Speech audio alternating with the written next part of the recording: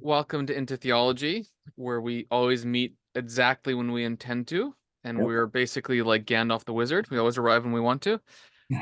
We're That's actually good. I like that. yeah, From now I hate being late. Hate being late. But if I am late, that's what I'm saying. I like it. Yeah, and we're looking at questions 27 to 29 of the Summa, which are basically questions. Really, it's about Father, Son, and Holy Spirit. But the language of that is covered by the language of processions, relations, and persons, which in essence you kind of see are the same thing with some nuance here and there. But you were mentioning that where we're getting now into this book is there's a bit of a transition happening. Do you want to like summarize that in terms of the oneness to plurality stuff? No, I don't feel good. Cool. Alrighty then. No, this is as I was saying before we started to record. Like I'm all fired up for this. Like, not. I will admit, I'm all my revved up and ready to space wasn't go. always the best when Ian's we in the were back seat. recording the last couple podcasts, and some of this stuff was a bit of an intellectual slog, that's for sure. And moving, because that, like, and that's going to be the nature of the case when it comes to, when you're thinking what can be known by way of reason, because you just have to have all these categories that are, reason-oriented Right. categories that Thomas is going to be drawing from primarily from Aristotle. So, like, understanding like Aristotelian logic and all that stuff. And man, if your head's just not working right, that's hard to keep straight. And It so, might be like just if you could maybe one thing you said that might be useful just to quickly expand on is Aristotle is kind of like the language of science. And so when he's drawing on Aristotle, it's like he's using words to explain what something is yeah, that are contemporary and acceptable, like words like gravity are today, or the soul. I just like it's normal science talk for in his day. yeah. And so that's why he's drawing them because it's the language of the day. You can't talk about uh black hole. If you're an astrophysicist, you have to talk about black holes, right? Right. Yeah, it's just because that's the lingua franca. Yeah, so he's doing that, and it's interesting because he's doing it. I mean, for Aquinas relative to the tradition, there's a lot of uniqueness here, right? Because Mm-hmm. nobody's doing this with Aristotle beforehand until you get to like Albert the Great, and so now Thomas is doing it. So there's some unique things that he's going to do in terms of like did Deo Uno or the oneness of God, what can be known from reason, how reason corresponds to Scripture and Revelation, things like that. Now we're making this move to the threeness of God, and in question 20, roughly, Summa, what is it?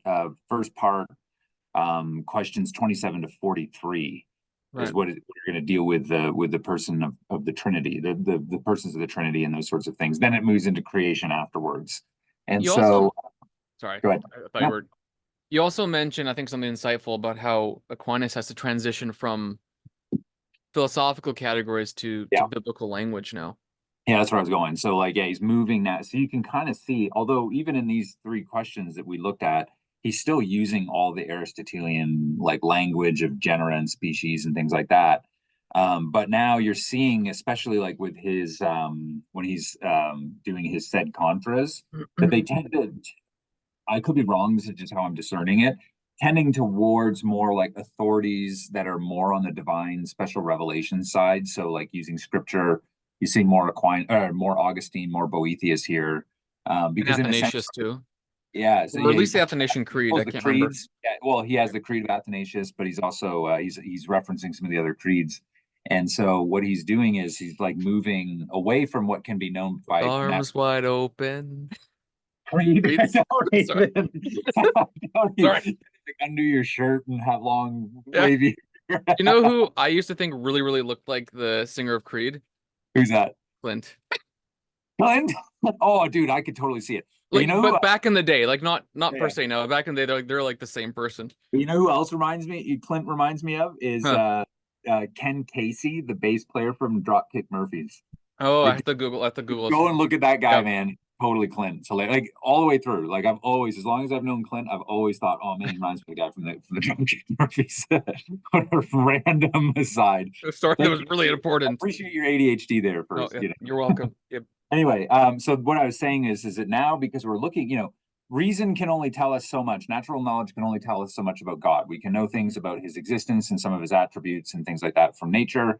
But then what's happening here in terms of the Trinity is that like now it can be known from reason. The mystery of the Trinity is now being opened up, and we're seeing something of the divine, like imminent divine life of God, that reason is has the capacity to receive that, but it can't know it unaidedly.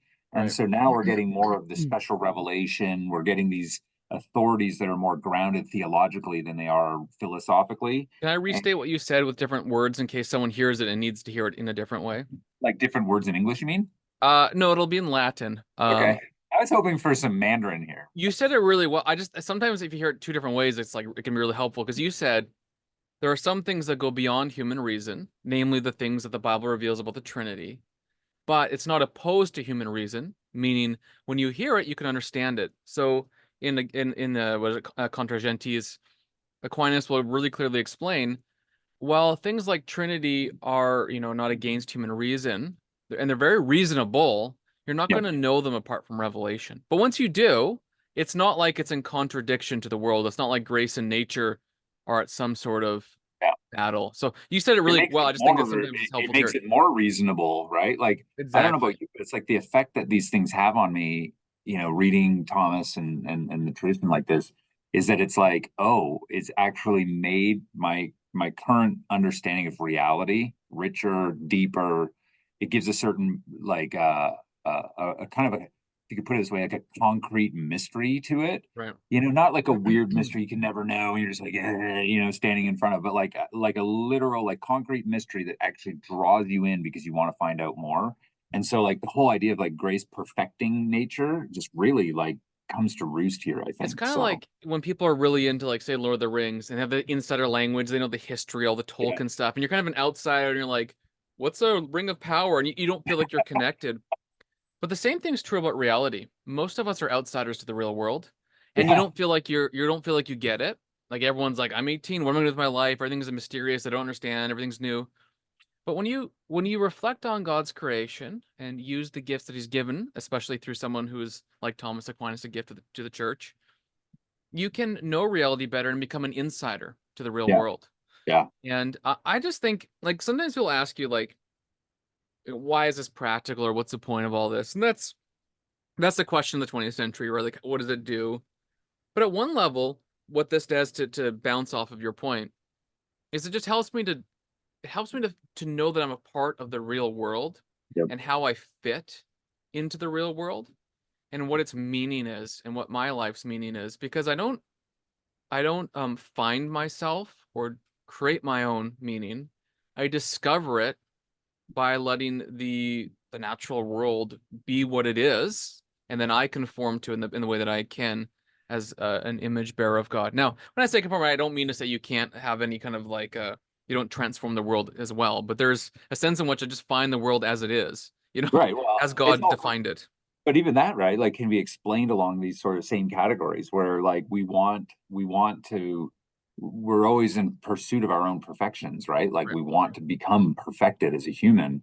And Ooh, so pursuit of we're our in a sense like it's perfections. being actualized in us, right? And so like the potentiality is being actualized as we're, it's like what Aristotle says in that like we all of us desire, all humans desire to know. Well, what is the desire?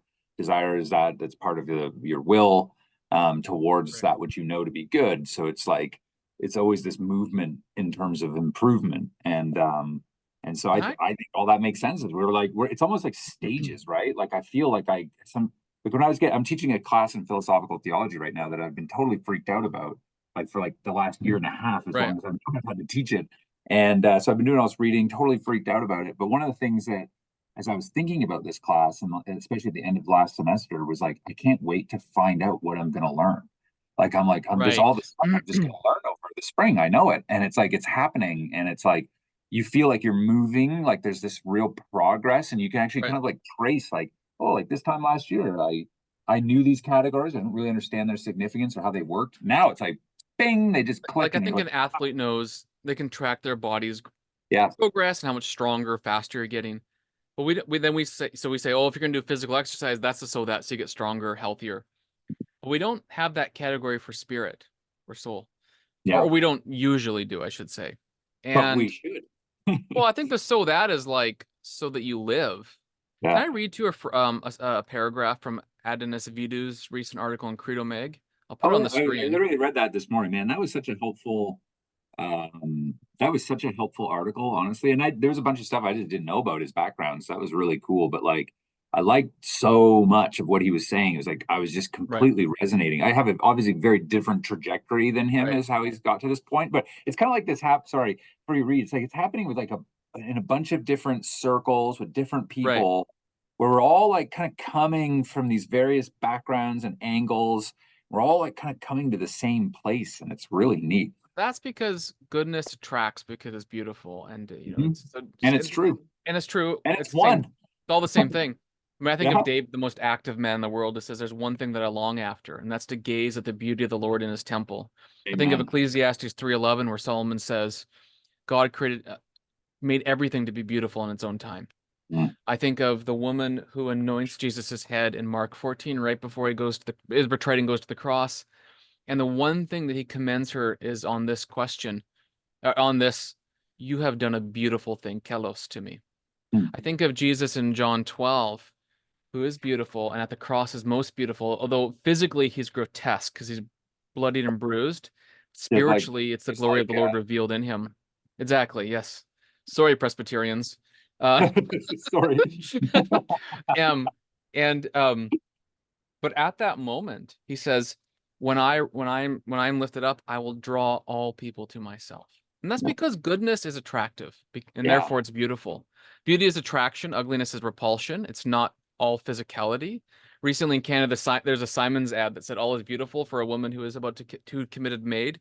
You find out right sometime before that ad, she wrote under her real name that the reason she went for maid is because she couldn't get healthcare during COVID, and said, because I've been failed by her healthcare, I guess maid is my only healthcare left. Crazy. All is beauty or not? Yeah, because But like beauty is a pursuit of life and the good, right? And like to say this is beautiful while I kill myself and actually take life. And that yeah, like killing is always considered to be not good. It's an evil, it's a privation of the good. So like by definition, that ad makes absolutely no sense. But the which thing is is people don't know. why martyrdom works. So I think of Blandina in 177 in Lyon, France, or Lugdunum. She's on this this spike rather, in the amphitheater. The crowd of Romans see her as this bloodied, about to die little girl. Christians see her as if she's a Christ figure, like representative. But what Yeah. ends up happening, not just through the spike, but through the whole event of her endurance, is that those who forsook the faith return and are like rearrested or whatever. So what attracted them? Mm. So it's goodness or her beauty. But beauty is not, as Peter says, in the appearance, but it's on the inner character that she had. Yeah, you could see through this heinous act, the contrast of the evil of the act. You can Right. actually see the beauty of her soul. Which is why I think we need a category, for ugliness and beauty when it comes to morality, because ugliness repulses. The problem with a stained conscience is that you become like a Judas, and you can you, you remember the same woman who Jesus says did a beautiful thing to me by anointing his head with that crushed nard, with the crushed whatever flask of nard. All the disciples complain and say, "You should have you should have used this to feed the poor." Um, they couldn't actually see. They were blinded because they were too earthly minded to be of any heavenly good. Mm. Now, let me read this thing because I know we got sidetracked, but this is what you were saying, but I think in better language than you said. Sorry. Fair No, enough. I'm just teasing you. You said it really well. I'm just teasing you, of course. It's been reminding me of this. So Adonis Vidu says in his kind of conclusion of an article of why he's pursuing classical theology, which is the stuff we're talking about. He says, look, the theological conviction so distrusted by emergents and postmoderns is the energy of knowledge. It is the desire to grasp reality, the natural movement of the intellect towards its perfection in God. It is not mere curiosity, itself a force of the will still in search of an object. Conviction arises not from a mastery of the object, but out of being seized by the logos dwelling deep within the nature of things. Its logic is not that of mastery, but of submission. Its proof is readiness for martyrdom, Oof. sufficient to die for, deflating all desire to control. Its stance is gratefulness. How sweet the conviction that feels no compulsion to convince others, although it surely desires others to suffer it. Theological assurance is best expressed in the life of the martyr. Wow. Epistemic arrogance is unnatural to it. It does not naturally resolve into epistemic imperialism. It is best exemplified by the martyr, not by the king. Dang, that's so Which is good. partly I wish I could write why like that. the theology of glory in Yeah, Luther is like, it's a big problem, yeah. which is why I like some postmillennialism, but some forms of it, sometimes in the novel versions that often are called theonomic, I think are so anti what it was just described. No, of course, they're going to be in heaven because I love the Lord. That's not my point. But they miss that martyr spirit, that conviction, that all the things I just read. I think it's so important. It's Because not it's humility. imperialism. It's quite literally like humility by definition is actually the giving of one's being to another. Yep. And that's what the martyr is doing, right? Is like giving up their being for the sake That's why of grace is always costly, by the way.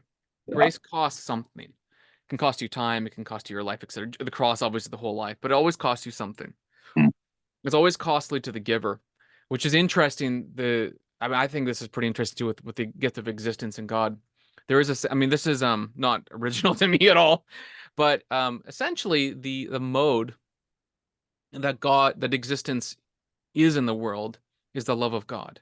Because the love of God, to the goodness of God, the love of God is the self-giving. Love, obviously, in the sacrifice of the cross is the example we know clearest. But even in existence, the love of God is the giving of himself, something of himself. So however you want to explain it with cause and effect, blah, blah, blah. Like, let's not get into that for a second. But Yeah. there's a real sense in which existence is nihilation. It's the destruction of self. It's the giving of self. Now, you and I know this as parents, because what would you not give for your kids? Like, it'd be really Well, easy to give your a bunch life of if you things I had would to. give to my kids. Well, yeah, you And might not give them, yeah, heroin. In the positive sense, it would yeah, be of it goods. would if there was a situation where you actually had to sacrifice your life, it wouldn't even be a question. Right. Like, you know what I mean? Like, No, of but course. that's because love is nihilism at the end of the day. It's the destruction of self for, essentially God. Anyways, we should get to the Trinity, by the Yeah, way. let's do it, man. This is good.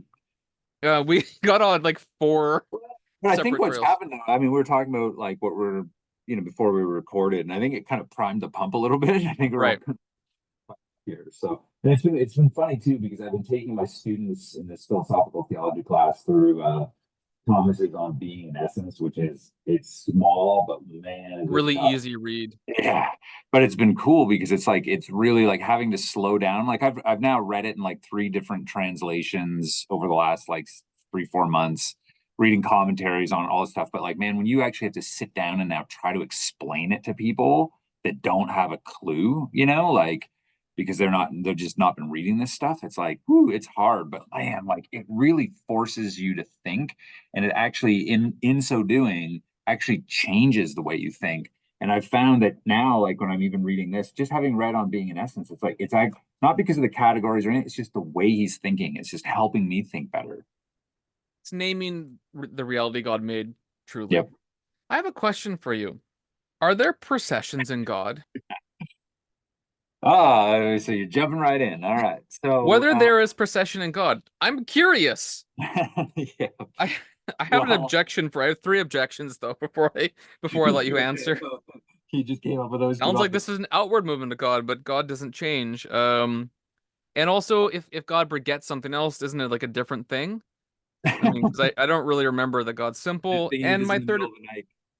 my third objection Oh to God. you before you answer, Are there processions in God? What have I been teaching all these years? uh, Um, it seems to be yes. against the nature of the first principle.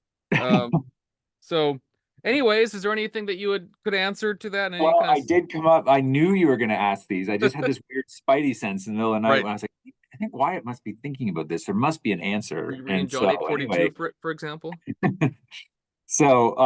yes, no, but these are important. It's weird, right? Like that he starts in this way. Like, so I was reading this by Thomas Joseph White, the big book on the He's a Trinity, and he actually Baptist notes, pastor, right? yeah, he's a Baptist pastor, yeah, and he only plays rock and roll, not bluegrass.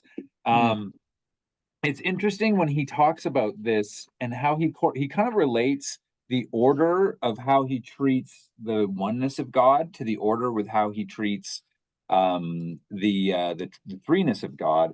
And so how he notes how like Thomas starts with divine simplicity when he gets into like the names of God or the attributes, and now he's starting with this like the relations of processions in God, right? And these are like two things that are like almost like most fundamental to understand. So you have to get the simplicity down to be able to understand the other divine names. You have to get the relations down of processions down in order to be able to understand the rest of what's going on. So there's like this kind of weird methodological correspondence between like what he's doing with simplicity and what he's doing Right. with And there's also an interesting, like, there's an session. order of teaching how you Yeah, present something versus an order of how you experience in life. Like we know the persons first, Father, Son, Spirit.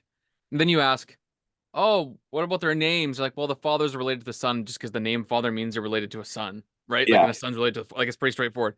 Okay, but like, what's their relation? Well, it's kind of a procession. You know what I mean? Yeah. So there's depends, like, you encounter a person first, but in the order of teaching, which he's doing. I think he even It's discusses this. It's you go this order. it's interesting because like just thinking again of On Being in Essence, like he says he gives a method in his prologue to On Being in Essence, and you can almost see him, he's like doing the same thing here. He says since we ought to acquire knowledge of simple things from composite ones, so you know simplicity through composites, and come to know his prior from what is posterior, we advance in learning more readily when we begin with what is easier, and thus we should first consider the significance of being, then proceed from there to the significance of essence. So that's what he's doing in that text. But he's basically saying, like, your best method is go from what's easy to more complex, right? Once you get the easy stuff down, the more complex becomes easier to understand. And so it's kind of like you can kind of see him doing similar things here. But anyway, so to your question, right? Asking the question whether there is procession in God in the first article of question 27. He answers it by noting that we can use these names, right, that signify procession, but the names that we use have been variously misunderstood. And he goes right into the Trinitarian heresies and the Christological heresies, right, by looking at the two ways of making an error when it comes to processions, both of which are actually the same error but taken in different directions. One is the Yeah. error of Arius, and the other one is the error of the Sabellians or the modalists, who both basically assume that like procession requires almost like a cause effect relationship from something interior to something exterior. And so I was like, it was hitting me. It's like, oh, they're actually screwing up processions and missions and thinking that the processions are the missions and in exactly the same way, not being able to understand, neither the Arians nor the Sabellians are able to understand that when we're talking about processions, we're not talking about something coming out from God. We're actually it's something that's immaterial, intellectual, and it's within God himself, eternally. And so even though they're making kind of the same sort of error and thinking it's like this cause effect thing, but they're doing it differently. Whereas like the Arians are making the Son as an effect of the Father, and as if there's a distinction between the two, and So whereas the Sabellians are collapsing them into each they're other, collapsing. right? The Father and the Son become one because you can't have cause and effect, right? So I have So a feeling someone who just heard this explanation is like, what are processions and missions? So yeah, missions refer, it's a Latin word, missio, means to send. So whenever the Bible says the Father has sent me into the world or whatever, or Galatians 4 says God at the fullness of time sent his only son, born of a woman, etc. The word send is the biblical word missio or missions. Processions is the word, it's also a biblical word that refers to like when the spirit when Jesus says the spirit proceeds from the Father and myself, mhm. or when I guess actually John 8:42, from God I proceeded. That is a verse that Aquinas cites. So to proceed and to send, at least according to Aquinas and according to most Christians, usually referred to two things. One is the inner life of God, and one is the life of God that we experience in time and place, usually called ad extra, in contrast to ad intra. Intra meaning internal to God, extra meaning external to Him or the created order. There's a bit more to it than that, but just to have those Well, categories down as you're speaking. the bit more to it to note too is that they correspond to each other, and that Yes, we yeah, can know that, as he was saying in On Being in Essence, where you move from like you can understand simple things by understanding composites first. Here it's kind of the same, is that you can actually know them processions yeah, by missions, right? You can yes. understand that way, and it's easy. Missions extend processions into time and place. Right. So the reason why the Father sends the Son is because the Son is eternally begotten. Exactly. There's, and the Or Spirit is you sent could, by. in a sense, say it vice versa. The way we know that the Son, or the way we know that the Son eternally proceeds from the Father, is because he's begotten of the Father in time. Yeah, yeah. But anyway, so yeah, cool that like he takes on the Arians and the Sabellians. Both are effectively denying processions that are in God. The Arians think it's like effect from a cause, whereas the Sabellians it's cause to effect. Um, and so they botch it. And so what he says then at shoot, we have we're not, because we're not using the Peter Kreeft, which is probably worth noting because Kreeft doesn't deal with this in the abridgment that we've been using. So Right. we've moved to the full translate, like 5 volume translation here. So so I can't, it's gonna be hard to note page numbers, but So, and also, so Arius is known for saying that the Son is a lower level of God, yeah, not true God, not consubstantial with the Father. not of the same nature as God, the true God, and he had a sort of lower God form. He's a creator of some sort. Where Sabellius is known for saying that there are three persons without distinction. They're just the one God without any distinct, like there's no real relation between the Father and the Son. They're just different names for the same one God, Yeah, more or less. I'm sure that he nuanced it better than I would have, but both of it's those are viewed as heretical because Arius makes the Son less than the Father by nature, and so therefore less than the true God. Sabellius denies the threeness of God for the sake of the unity of God. yeah. What's interesting is that he in question 27, like what he does then in order to answer the two errors that are happening with the Arians and the Sabellians is to note that like God's a, like he's an intellect, like he's a, if you want to put it as like an intellectual substance, he's not a material substance. And so he's an intellectual substance, meaning that things happen, right? Even within our own created intellects. And what he's doing here too is he's being careful, right? Like if you remember from question 13, when he's laying out what an analogical language must mean about God. So now he's kind of doing this by way of analogy, in a sense, like kind of like Augustine does on the Trinity, where he's making like a psychological analogy, quite literally, right? Like with an analogy within the human soul Where between. psychology in this case means the soul from Yeah. the Greek word. Is it psychos? Is that the Greek word? Yes, Sukikos, isn't it? Or Well, Suke? there's yeah, pneuma is yeah, guys. Yeah, Suke. Um, were you doing a compare? Did you in your mind just now go between the two Greek words in First Corinthians between the natural Yeah. man, spiritual Sukikik man? yeah, is it Yeah, that's what I sukikikoi or did too. whatever, the pneumatikoi and then the That's yeah, yeah. I did exactly the same thing. That's but Whatever anyway, the actual so he's seeing here, right, that like there's a correspondence within our souls, right, which is still an immaterial and intellectual substance that corresponds analogously to God. And so what we could say about us, right, is that like I have processions within my own self with the way that I think, right? And so and that doesn't get any way exteriorized until like something happens, right? So you almost have like a processions missions, right? I my mission might be like signifying with words what I've already thought in my head, and so there's relations going on interior to me, and we can kind of make an analogy then to God in the same sense. so your So mind might conjure an image of water. It's an internal procession of and then when you grab a cup, you've externalized that. That's the mission you want to say. yeah, yeah, Like I know that's an analogy, but like that's the kind of idea. but it So works, you yeah, know. so So he says, like right after he gives that quote from John 5:19, the son cannot of himself do anything. So then just after that, he says, careful examination shows that both of these opinions, namely of the Arians and the Sabellians, take procession as meaning an outward act. So he said that's their problem, right? They think that the processions are exterior to God. Hence, neither of them affirms procession as existing in God himself. Whereas since procession always supposes action, right? So, like as we were just saying, so processions suppose some sort of action, and there's an outward procession corresponding to the act tending to external matter. So there must be an inward procession corresponding to the act remaining within the agent, right? So whether it was you going to grab that cup, would outward procession be a mission for him? Is that what does that mean? I think so. That's how I'm taking it. Can I Inward versus say outward something processions. before I lose it? Just Aquinas is accused of saying God is this inert, inactive being, but he defines the very nature of God as he says Yes. always active. As soon as you understand that being is an action, Right. it's impossible.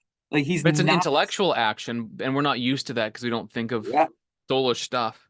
But But what his do you say? being is life. Like that's the crazy thing. It's actually life. Like these And life processions. overflowing, which is the Yeah. creation and new creation. Like John But it's his Webster. own interior life too. Like that's what these things are. And it's like he can't be like Parmenides' static being that can't be approached and can't be known or spoken to or anything like that. It's like it's the fullness of life, you know? I think it's John Webster. I think he defines aseity as the overflowing life of God, something like that. And Yeah. but that life is defined as the Father always generating the Son and the Spirit, and there's this overflow of life in them, which in time is extended to the creation of the world, to the send like all the prophets, etc., the sending of the Son, heaven, new creation, all that kind of stuff. So I think forever God will be extending new life to us. There's always going to be something more exciting over the horizon. Well, we'll always be eternally participating in it because we'll be in the sun. We are in the sun, and that's the crazy thing, right? As I tell my students this, I'm like, eternal life, like God gives us eternal life. It's not just that, oh, I in my life now get to live forever eternally. Is I actually enter into the quality of divine life that God has in and of Himself eternally, and I get to access that through the Son. You know, Mm. it's like a qualitatively different type of But life. union with Christ is entirely legal. Sorry, sorry. Yeah, Uh, you're a good Protestant. I don't. But yeah, I Sorry. think so. Back to your earlier point, I think the outward inward processions correspond to processions and missions and things like that. Then he'll go on to say, he says, this applies most conspicuously to the intellect, the action of which remains in the intelligent agent. So when you think of something, that doesn't come out of you unless you do something, right? Like you can just sit and have thoughts interior to your own intellect.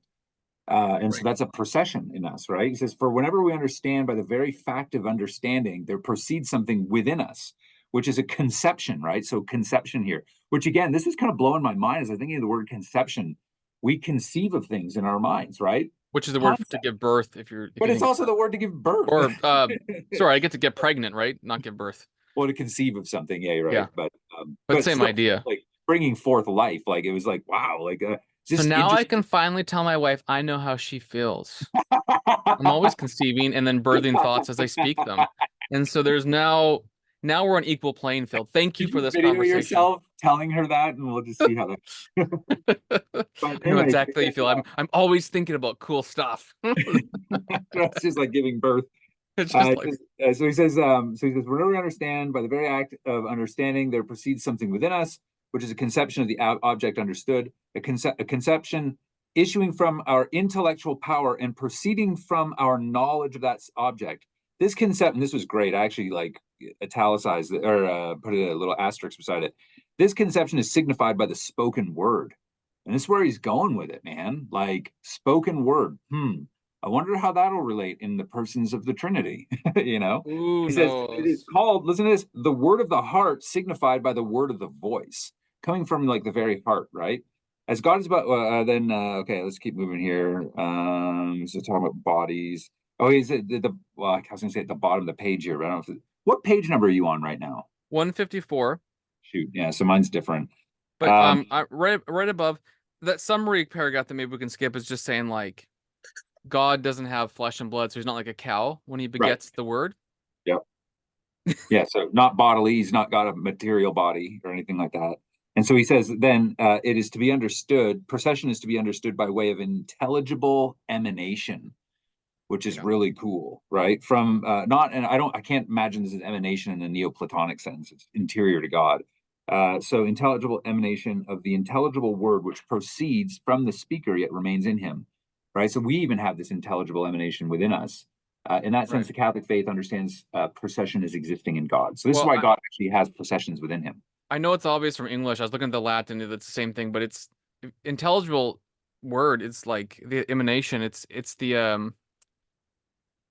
don't even think he actually. Oh no, he does. Never mind. He uses emanation, but intelligible just means that's the nature of God, Yeah. right? It's not. Anyways, Well, even within us, it's intelligible. Like yeah, it's something that we're doing interior in our own intellects. Okay, wait, emanation. it is. It is. It's just that word. I was. That's weird. It doesn't even come up anywhere in here. It's Where the Latin. It's the Latin is the same. It's emanationem. Sed secundum emanationem yeah. Anyway, Theology doesn't bellum. Okay, but this is really oh, interesting. here, So I was looking at the wrong thing. Okay, I found it. it's worth just pausing for a second and thinking about the errors of Sabellius and Arius, which is in essence to say that the processions of God, which we'll find are essentially like the relations of Father and Son and the persons. A lot of times they'll want to discount this because it sounds too odd, and they will want to imitize things to say, well, the Father and the Son are related because the Son always obeys, or something like that. There's a sense in which they're making the same error without the disastrous consequences, probably, of Hopefully. Sabellius and Arius. They're taking a sort of external procession and assuming that is the internal procession, Yep. but that, at least in church history, has always led to the subordination of the Son and or the conflation of the persons, which would be Sabellius. Now, I'm not saying that always has to happen, but the warning is there, and it's important in particular when you think of things like this eternal relations of authority and submission, or some of the Doug Wilson stuff that he's been talking about. I know he's tried to like nuance bro it, but his nuance broing it has not been successful. He needs to nuance. He needs to know how to do nuance a little bit better, I think. But Yeah, and I'm like I said, you believe in Jesus, you're in heaven. This isn't like, so I'm not trying to say you can be wrong on some minor, but the problem is heretics will use that minor inconsistency it in major. order Yeah. to prove their evil doctrine that will deny Christ. Well, I That's why mean, it's important. Not that he Doug Wilson would do that personally, but others will use his wrong theology to do that. he gets like right in, like he talks so much about order, relations, right? And it's like all any kind of order that happens that Thomas is going to note here is all relations of origin, right? That's it. And but like, man, he explains why that's the case so well in So here. good. We're Yeah. getting ahead of ourselves. I don't want to go that.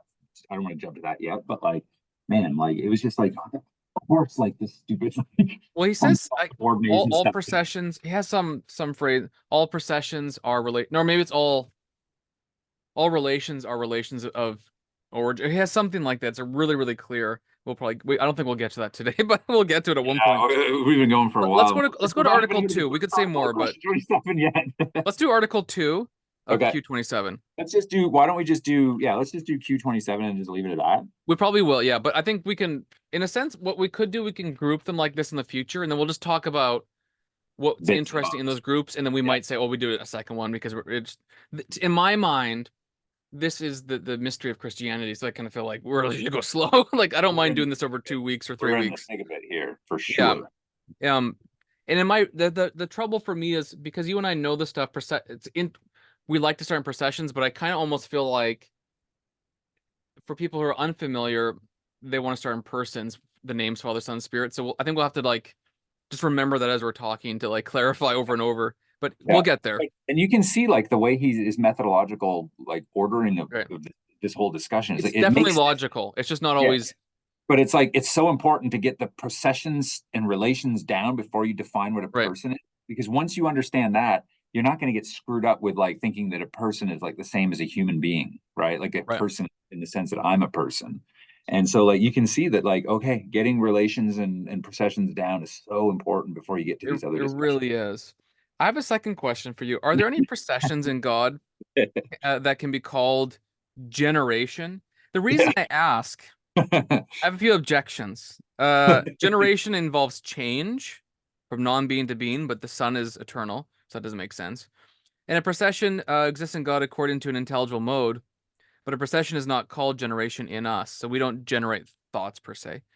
And then third, there's a derivation between generated and generator, and yeah, that could be God. That could Well, be it's funny. It's like these three, like when you read these, like knowing already what we kind of know from Thomas and how to read and all that kind of read yeah, theology, like those three objections kind of make sense, right? right. You're reading it, and you're like, oh yeah, right. There is no change in God. So There's if no generation generation in is God. change, if generation means like when we think of it, right, like bringing a Right. baby into the world or like something like that, it's like generation is change from non-existence to existence. Well, That God's can't always work. is his own Yeah. existence, right? We've established that God's simplicity means he is his own existence. So therefore, But there can't be just like generation. in Processions, where John 8:42, Jesus said, I proceed from the Father, Psalm 2:7 says, today I've begotten thee. Or, That's where it is. Did you find that interesting? Because yeah, the text that he uses for his proof text in the said contras are not ones I would always jump to off the bat. But you're like, yeah, Psalm 2:7, this day I've begotten thee. And that whole right. psalm is it's like a messianic psalm. It's about Christ. Oh, yeah. It's like, And what's yeah, interesting about this, obvious text. I can't remember if this is Thomas saying this or wherever I read it, but I think it might have been Thomas who said something to the effect of, if I didn't have scripture, I probably wouldn't have articulated things like generation and processions this way, but because I do have the Bible, I have to. Yeah. I can't remember if that's in some of his other, it's in my brain somewhere, so I can't even tell you where it's from. He might have But I even think, said that somewhere in these readings. That sounds yeah, familiar. but I think it's important to realize, even though he's using the language of philosophy and science to explain theology, he still understands that sacred doctrine is, in his language, the incontrovertible proof of faith, and Yeah. it's revealed. Whereas other things like doctors of the church or church fathers and philosophy are probable sources; they give probability, but the Bible or Revelation gives incontrovertible proof of a piece of faith. Yeah, So it's just, that's what he outlines right in the very first yeah, I question of can't the remember. Is that question right? 3 or 2 or whatever it is? Yeah, it's right in the very beginning Right where in the he's like beginning. basically like if this was just left to you can only know God from natural knowledge, only the philosophers would know. And even then there'd be tons of mixtures of error. But when Yeah. divine revelation comes from sacred It'd only scripture, be probable, even if they got it right. Like that's the whole point. Like I think, as I think about now, even if they get it right, he says, and some maybe do. Like just let's just say that for the sake of argument, it's still only probable. So if you have 1,000 opinions, yeah, I'll never know which of the 1,000 are the correct one because they're all plausible, and that's why I need revelation so you yeah, know, just gives you the certainty. It's gives you the embedded certainty within you the need. revelation itself. Yeah, but I mean, even like the second objection to whether there could be generation in God, right, is that well, he's just made the psychological analogy within us in the previous article, But and so not if that's will the case, yet, right? He's still on yeah, he's logos. not at will yet, but he's basically saying in the second one, he's like, okay, if there's procession exists in God, well, and we've drawn a psychological analogy, we don't call the way that the intellect has its own interior processions, we don't call that generation. So if it's the same in us, if as he's done in the first article, That's a good point. then it's like, well, then it can't be generation in God because it's not generation in us. And then in the third one, what does he say? Anything that's generated derives existence from its generator. Therefore, such existence is a derived existence, but no derived existence can be a self subsistence, which is what God is. So, therefore, since the divine existence is self subsisting, self subsisting, it follows that no generated existence can be the divine existence. So you're like, oh, like all that just like makes sense on one level, and they're They're all wrong. common sense objections, as if you know the language, Yeah, and if you know 'cause what it's Thomas has been doing and what he's been right. saying, you're like, I'm tracking with you, man. Yeah, this should be the case, right? And then he's like, nope, sucker, Psalm 2. And then he has to kind of Funnier than it explain would be. the yeah, you got me good. So the procession of the word is called generation because the Bible used that language. And then he says, in proof of this, we must observe that generation has a twofold meaning. One's common and everything subject to generation and corruption, and so on. And this is, in another sense, it is proper and belongs to living things, in which it signifies the origin of a living being from a conjoined living principle. And this is properly called birth. Yeah. Um, so this So he's is like he's laying out two options for what right. generation can be, one of which does not apply to God, and one of which does, or apply to the first and second person of Trinity. There's a Uh, procession by way of likeness, Yeah, so and like through the birth. first one of everything subject to generation and corruption, obviously that can't be the case with God because he's not subject to that. So the other one has to be in relation to, and I like the language there that he talks about with like from a conjoined living principle. I think that's going to be important, right? Because a principle is like that source from which something comes forth from. And so, but like he uses the language of conjoined living principle that's going to explain like the eternal relations so that the son is conjoined and derives life from the father as principle. And so in Yeah. a sense, then you can call it a generation or a birth. But it will go back to the language of the creeds where we talk about the Son as being eternally begotten, or eternally, we could say, birthed from the Father. So if I'm reading him correctly, at the But then he near gives some the end, gross illustrations here from with like he illustrates it both from hair. of course. One of them was hair right after, and then he did another one which is hilarious. And I was like, this is his science gone wonky. Um, I don't But know. if you get Anyway, to go the ahead. end, if I'm right, so it says by way of likeness, because the conception of the intellect is a likeness of the thing understood. But if God understands himself, he conceives himself. Yeah, I think so. It exists in the same nature because in God, the act of understanding and his being are the same. So God's simple, right? We've yeah. established this. Essence and existence of this. Wait a minute. Is that why essence and existence are. Did, am I thinking? Wait, hold on. My brain just broke. So in God, essence and existence are One, one.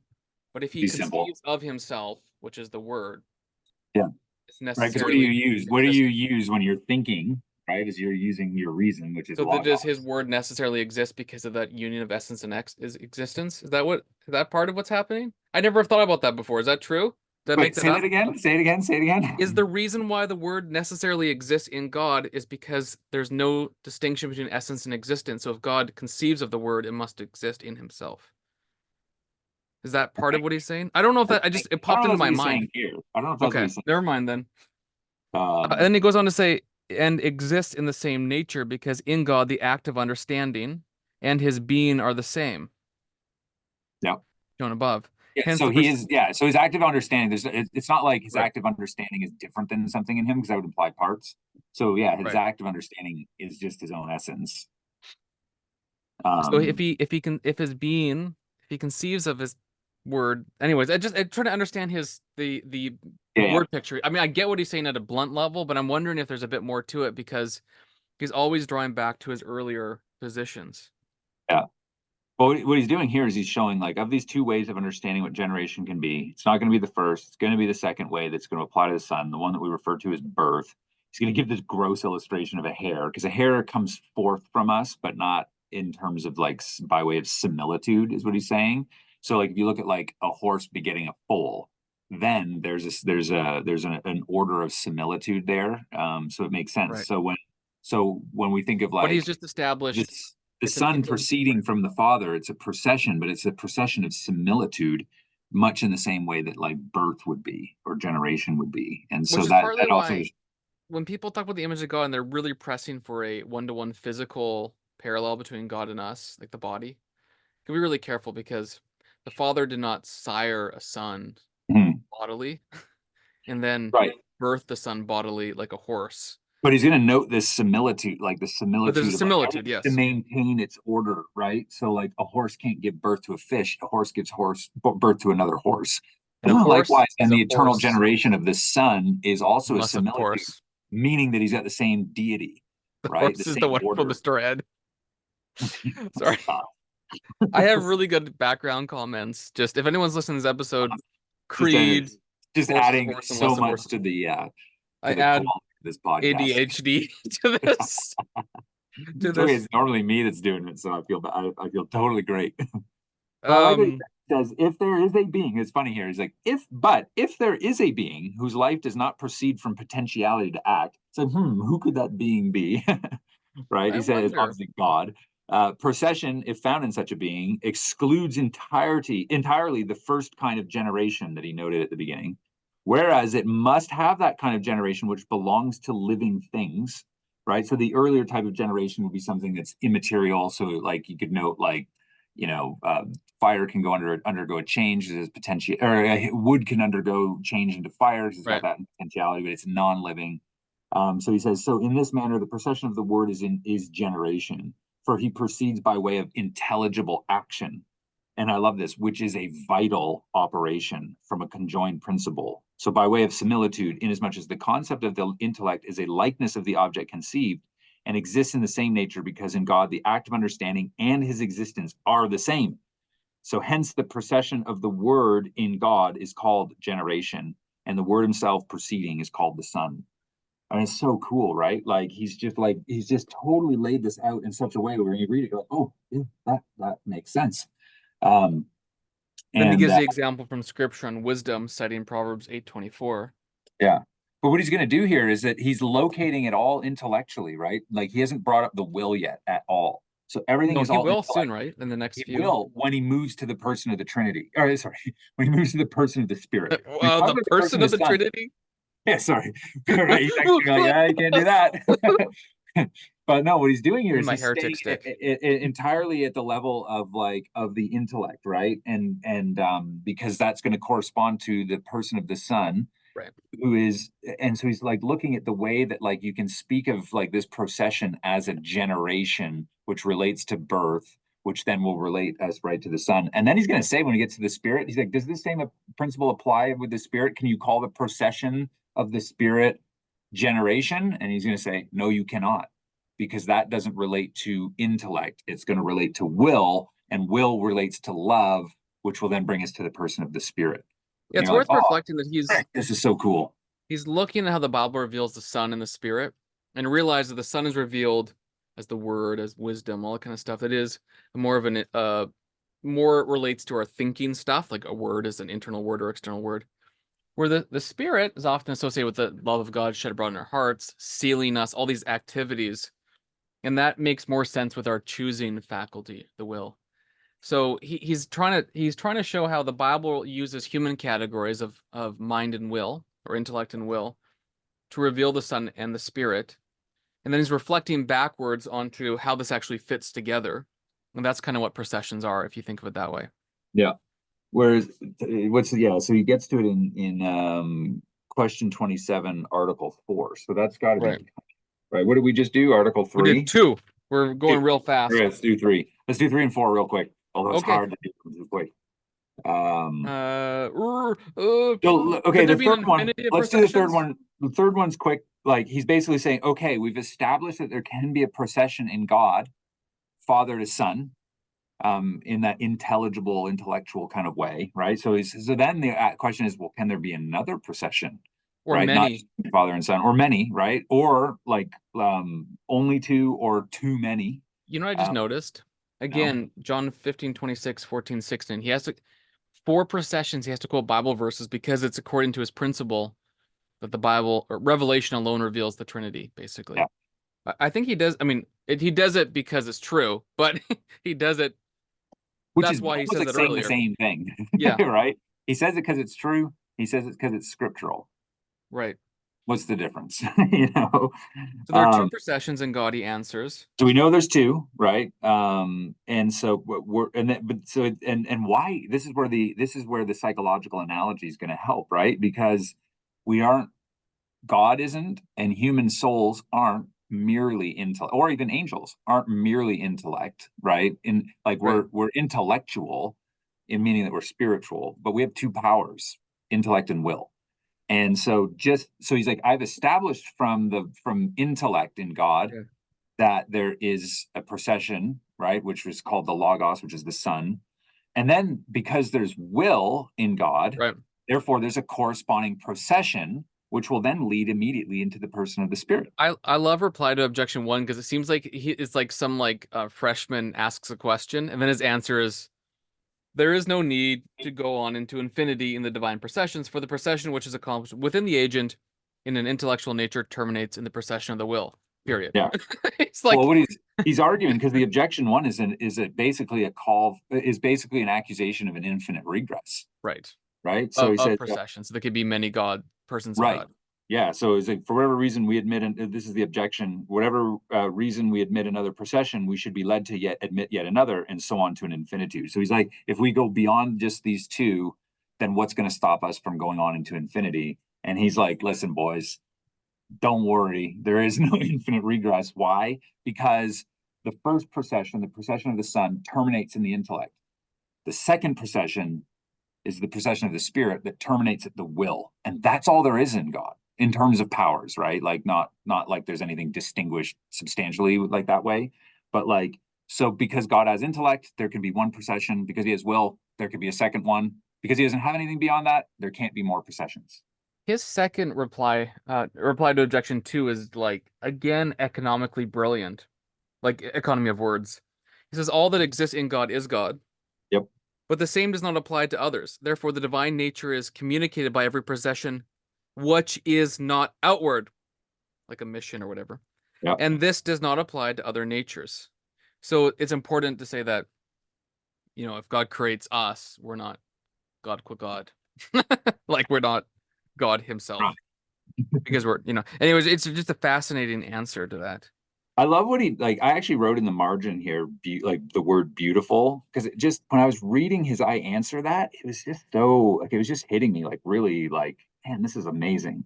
Like he says, and I answer that for Article 3, there are two processions in God, the procession of the word and another. I like how he doesn't tell us what it is right off. It's just another one. He says He's in it, like keeping it's like us in he's whetting our suspense. appetites. Well, who's it gonna be? He says that in evidence whereof we must observe that procession exists in God only according to an action which does not tend to anything external, but remains in the agent itself. Such action in an intellectual nature is that of the intellect and of the will, right? So this is where he's saying there's just these two. The procession of the word is by way of an intelligible operation. The operation of the will, and this is where it really gets beautiful, the operation of the will within ourselves involves also another procession, that of love, whereby the object loved is in the lover. As by the conception of the word, the object spoken of or understood is in the intelligent agent, right? So it's like cool. It's like, okay, I'm thinking of, I've got a pen in my hand here and I'm looking at it, and my mind now is done an act of abstraction where it abstracts the idea of the pen. The pen itself can't physically go into my mind, but the idea, the form of it, actually comes into my mind. And so he's like, and likewise, so it happens with the will, that there's the same correspondence where it's almost like an abstraction.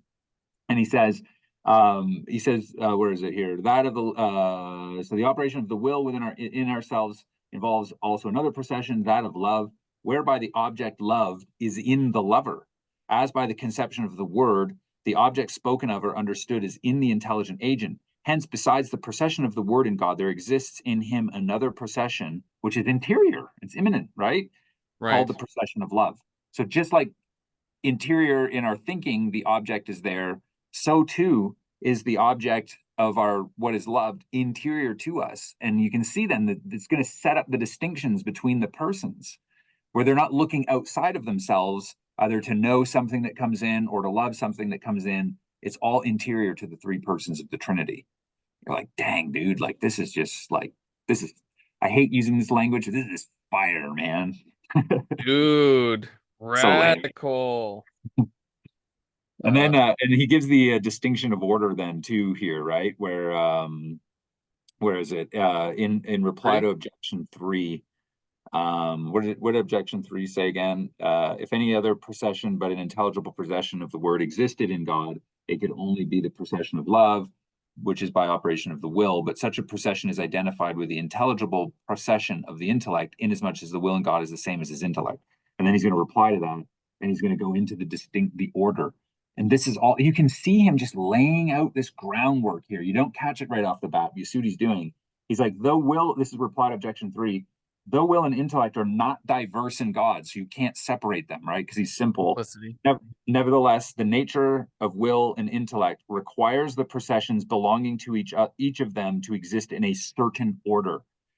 For the and this is where it's so important not to skip his objections and the reply to objections, because he says stuff in there you don't always catch.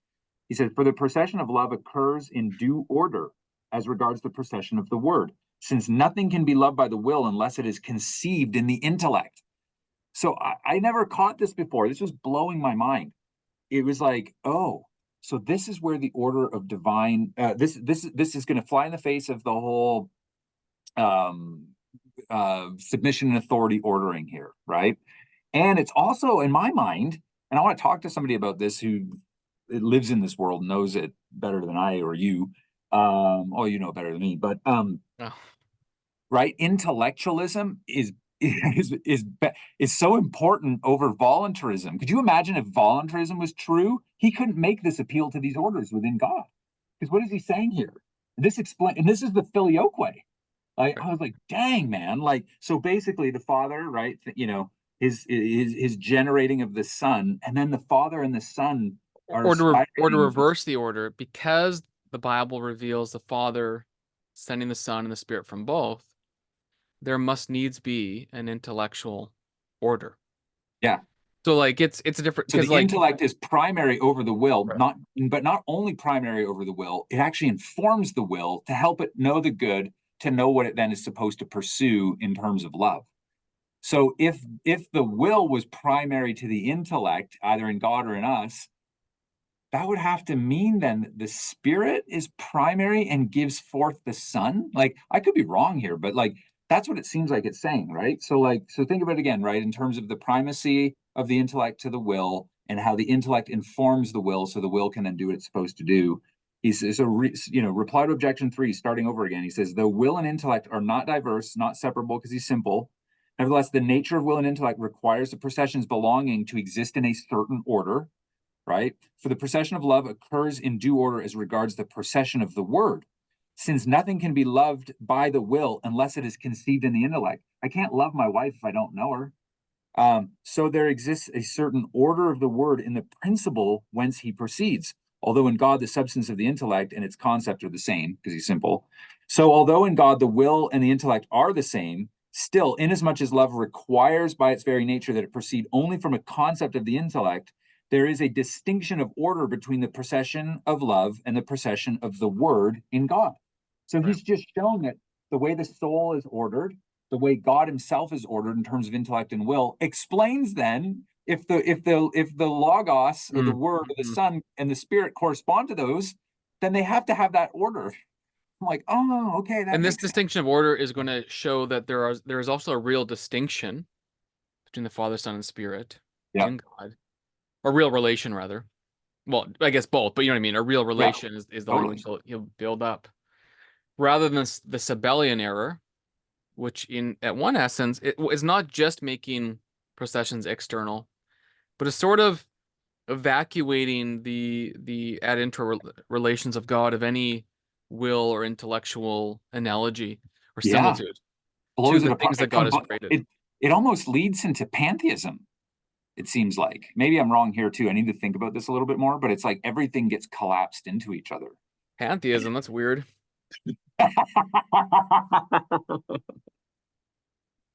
What?